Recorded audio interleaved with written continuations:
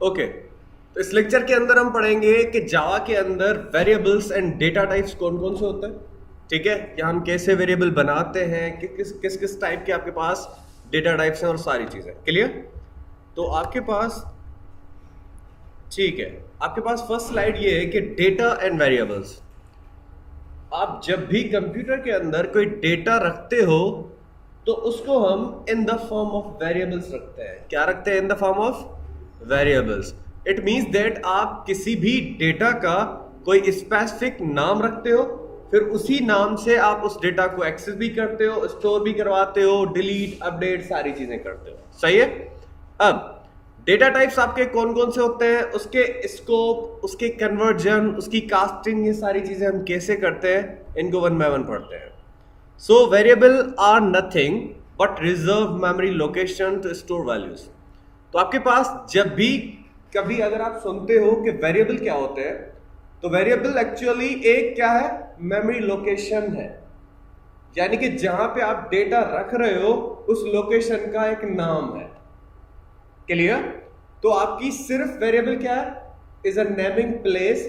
आज जहां पे आप डेटा रखते हो उसका हम कोई ना कोई नाम रखते हैं, और हम इसीलिए नाम रखते हैं ताकि हम उस डेटा को एक्सेस कर सकें जब भी हमें नीड पड़े। क्लियर। अब उसके बाद अब हम बात करते हैं कि आपके पास डेटा टाइप्स क्या होते हैं। Clear. So there are two types of data और डेटा टाइप्स। वो कौन कौन से हैं, हम डायरेक्ट वहीं पे चल लेते हैं यहाँ पे। क्लियर।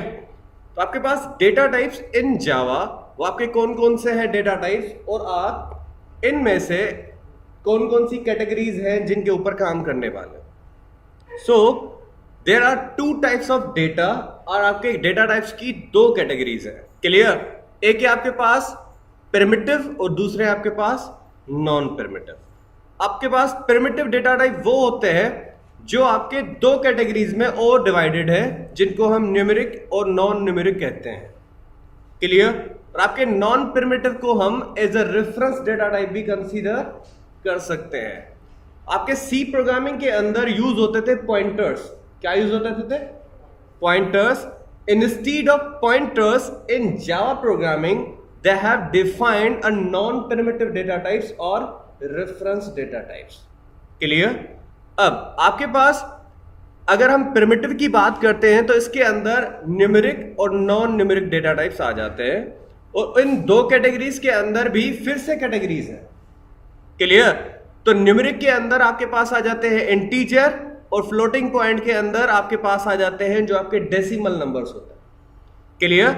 इंटीजर के अंदर पहला जो डेटा टाइप है वो बाइट है। कौन सा है? बाइट, जिसकी मेमोरी जो वो ऑक्यूपाई करता है वो 1 बाइट है। कितनी मेमोरी है? 1 बाइट है। शॉर्ट की 2 बाइट की मेमोरी है, इंटीजर की 4 बाइट की मेमोरी है, और आपके लॉन्ग की 8 बाइट की मेमोरी है। क्लियर। ये सारे जितने भी इंटीजर हम कहते हैं वो कंप्लीट नंबर होते हैं। क्या होते हैं? कंप्लीट नंबर होते हैं, जिनको हम स्टोर करवाते हैं इन द मेमोरी।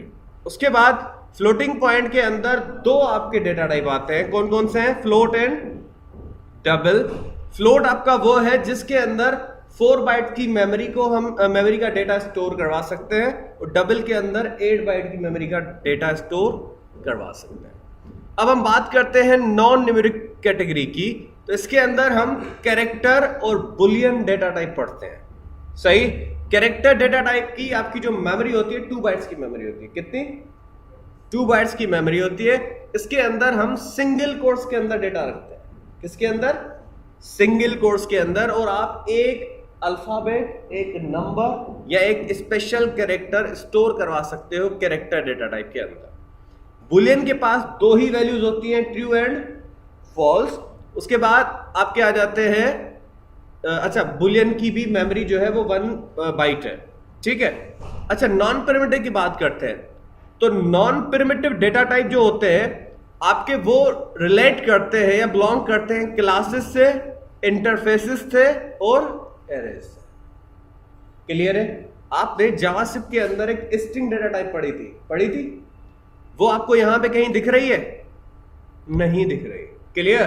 क्योंकि string data type in Java is considered as a class.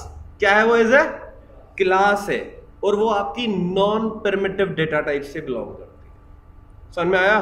देखें, नॉन परमिटिव के अंदर क्लासेस शो हो रहे, सही है, तो आपके ये non primitive data type, reference type भी ही कंसीडर होते हैं, सही है। अब इन्हीं डेटा टाइप्स की मेमोरीज, डिफॉल्ट वैल्यू, उनकी size as well as their range is defined over there. Clear? तो आपकी रेंज इनकी क्या है, मैंने आपको प्रीवियस का इसका प्रैक्टिकल भी करके दिखाया था। इसकी आपकी बाइट की जो रेंज है -128 से लेकर प्लस में 127 तक के। अगर मैं नेट भी ऑन करूं, ठीक है, और यहां पे आपको इसको ट्राई करके प्रैक्टिकली दिखा देता हूं।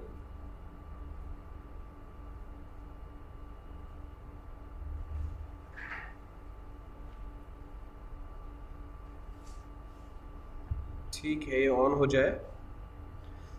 अच्छा, तब तक देख लें इनकी डिफॉल्ट वैल्यूज क्या है। इनकी बाइट की 0 है, शॉर्ट की 0 है, इंटीजर की 0 है।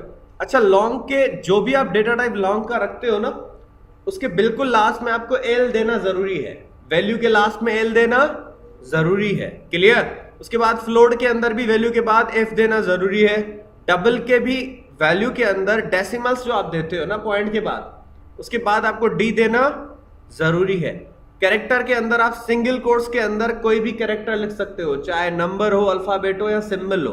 क्लियर? उसके बाद बुलियन के अंदर, अच्छा सॉरी, इसकी साइज 1 बिट है। बुलियन डेटा टाइप की जो साइज है कितनी है? 1 बिट। वो बुलियन क्या स्टोर करवाता? True and false. वो जो बिट कह रहा है ना, वो 0 एंड 1 को कहता है।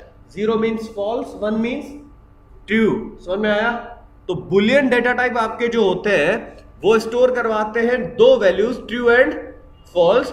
और 1 बिट इसीलिए कह रहा है कि 0 जो हम स्टोर करवाते हैं ना मेमोरी के अंदर, 0 एज अ 1 बिट है और 1 भी एक बिट ही है। या तो आप ट्रू करोगे या तो फॉल्स करोगे, हम दोनों एक साथ भी यूज नहीं कर सकते। क्लियर है? ओके जी। अब ये नेट भी ऑन हो चुका होगा, यहां पे आ जाते हैं और मैं यहां पे जाके, हमने एक क्लास बनाई थी, इसी के अंदर मैं आपको ट्राई करके दिखा देता हूं, सही है। तो मैं यहां पे आके, अगर for example byte data type को हम डिफाइन करते हैं, क्योंकि आपकी जावा है, स्ट्रांगली टाइप्ड लैंग्वेज है, इसके अंदर जब भी आप कोई वेरिएबल बनाते हो तो उस वेरिएबल के अंदर कौन सा डेटा स्टोर होगा वो आपको बताना पड़ेगा। क्लियर? अदरवाइज वो आपको अलाउ नहीं करेगा। तो मैंने रखा बाइट, फिर वेरिएबल का नाम b, उसके बाद इसकी वैल्यू मैंने दे दी 127। तो देखें अभी तक एरर नहीं दे रहा, ऐसे ही है अभी तक एरर, क्योंकि उसकी मेमोरी जो थी वो रेंज क्या थी, 127 तक आप स्टोर कर सकते हो। लेकिन अगर मैं इसके अंदर वैल्यू रखता हूं 128 तो it will show an error कि बाइट डेटा टाइप जो है वो सिर्फ 127 तक ही वैल्यूज स्टोर करवा सकता है, ना उससे ज्यादा और आपकी ना -128 से कम। समझ में आया? क्योंकि इनकी रेंजेस डिफाइंड है। यहां पे देखें, माइनस में कम से कम जो वैल्यू स्टोर करवा सकते हैं बाइट डेटा टाइप के अंदर वो -128 है, और इसकी जो प्लस के अंदर वैल्यू स्टोर करवा सकते हैं वो कितनी है, 127 है। एज इट इज सारे डेटा टाइप्स को डिफाइन किया हुआ है नीचे, ठीक है। आप इनको खुद से ट्राई कर लीजिएगा।